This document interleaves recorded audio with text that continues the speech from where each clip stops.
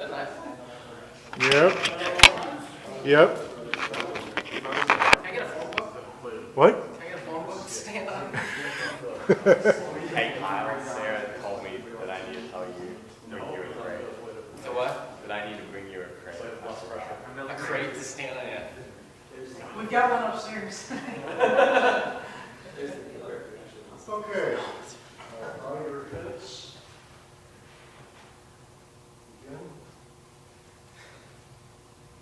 Grace, mercy, and peace to you from God our Father and our Lord Jesus Christ. I love stories. I love hearing them. I love telling them.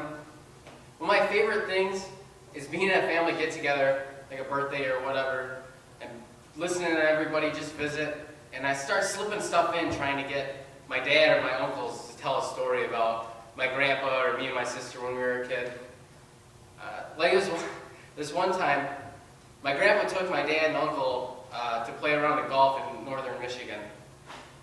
By the second hole, my uncle made a noise in my dad's backswing, caused him to dump a shot, and they laughed. But my grandpa, he was an avid golfer, he's a great athlete, but he took the game very, very seriously. So he immediately just jumps into him and said, "You guys better quit goofing off and take this serious. This is golf." By the third hole, my grandpa takes a backswing, and my dad and uncle make a noise in it, and he dusts his shot, and he turns around and says, "Oh, it's goofing off? You just ruined my whole game." And then they went on to play the rest of the 18 holes. They didn't even get the grace of playing the front nine. Or this other time, when I was a kid, my parents would leave me at my grandma's house, and I would always hide, and they would have to come find me when they came to pick me up.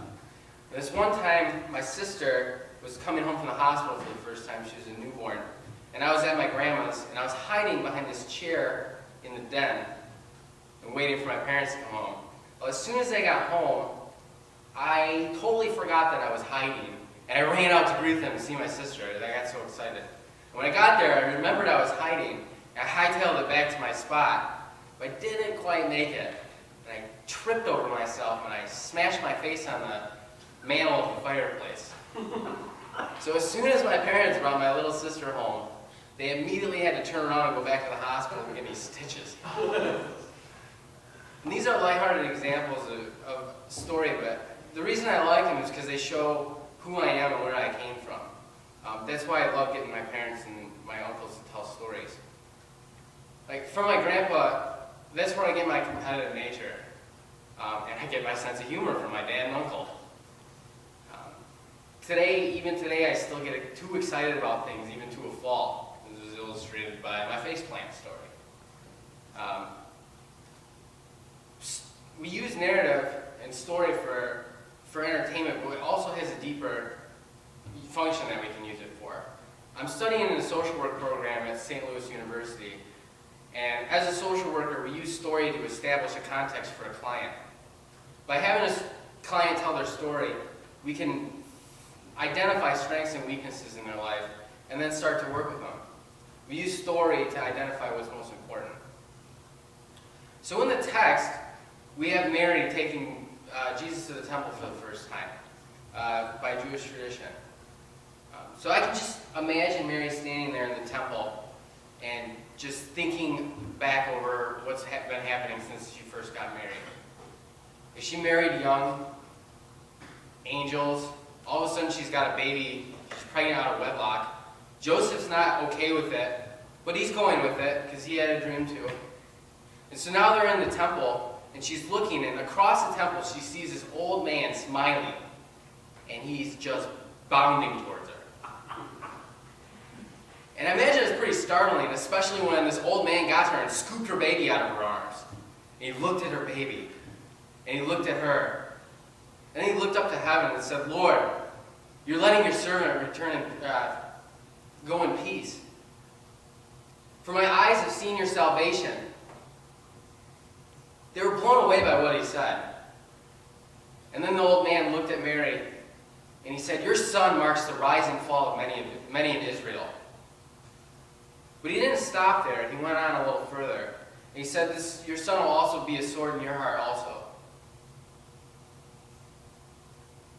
See, she didn't know it at the time, but what he was referring to was the crucifixion.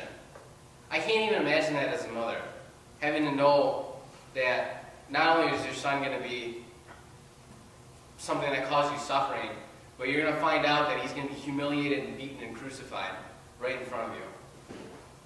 I imagine that brought a lot of fear. What the old man was trying to point out was that at the bigger picture, her son was the salvation. Her son was the hope of Israel. So what we're looking at face value, while Mary was seeing fear, seeing a weakness, what she was really looking at was his strength. So what about us? Our story is the direct opposite of Mary. We have all these things that we think are strengths in our lives, but they really, when it boils down to it, they're becoming our downfall. They're becoming a weakness.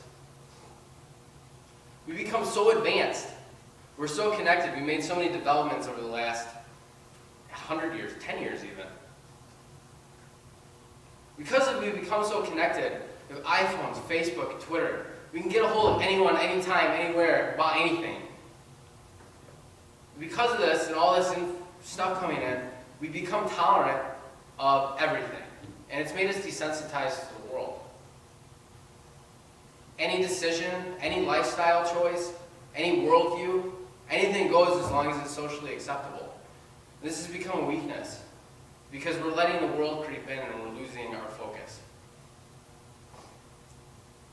What about how fast we can get things done? This is definitely a strength. We can multitask like has never been seen before. I can order a pair of shoes on my iPhone from this pulpit and have them here tomorrow. It's pretty impressive. And they're going to be cool shoes. I can get a plane ticket to Michigan and be home in 3 hours. This is something 100 years ago would have taken days. And something like if a blacksmith was working with metal, it would take him days or weeks to finish his project. And now we can have 50 to 100 cars off the line in an hour. We're so fast, and so we get things done so quick. But what's this caused? We become impatient. We know what we want, and we want it now. And because it's so easy to get what we want, it's also made us self-indulgent. How about all the information that we have access to? It kind of ties into with how connected we are. But we have all these things coming in. We can learn about anything from any event in the world. Everything's coming in. We have internet, TV, newspapers, movies, video games. All of that's coming in all the time.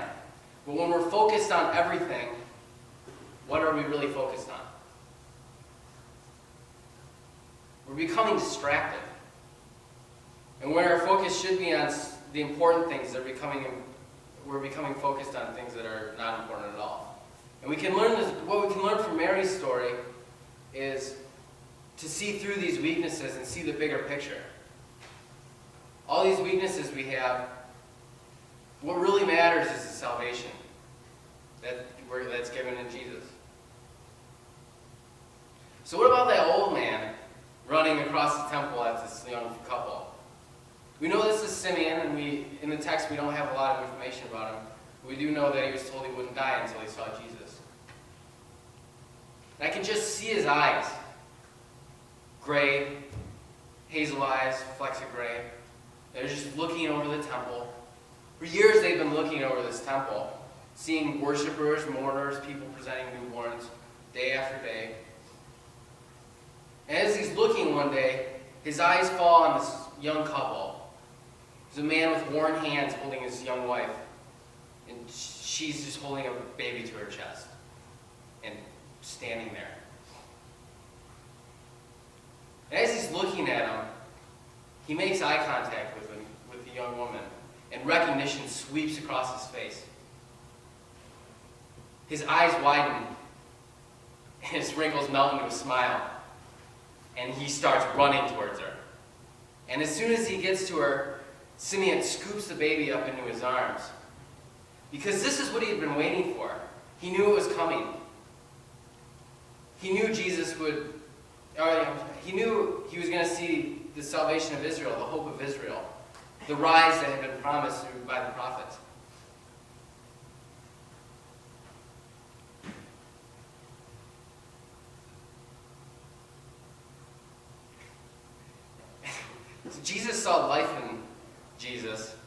Simeon saw life in Jesus, but life can be really scary for us sometimes.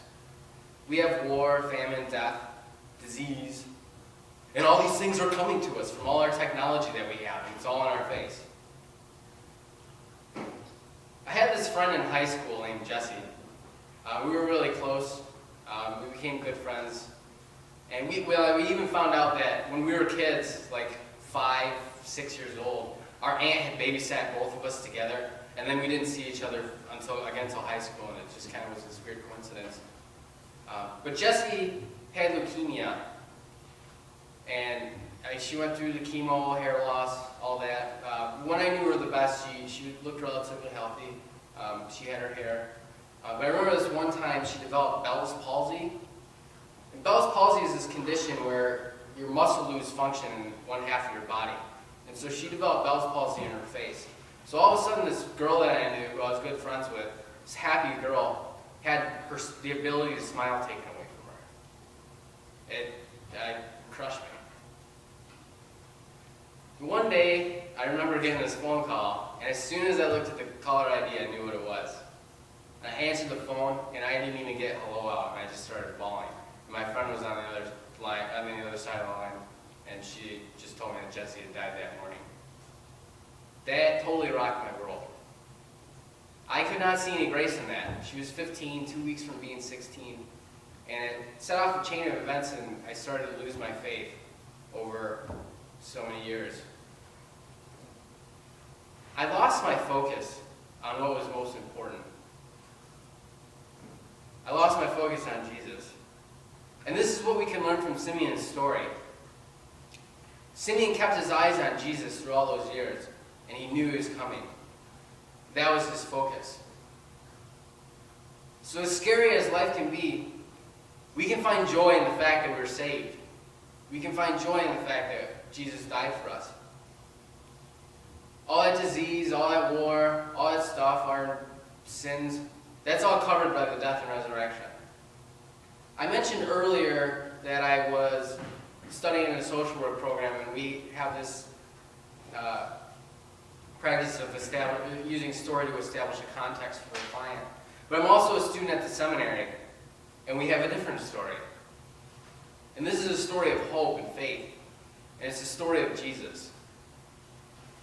Mary, we saw through the fear and the weakness, and we saw the strength in Jesus' resurrection. From Simeon, we learned to keep our focus on that. We're just another chapter in the story of God's grace, and our focus is on Jesus. Amen.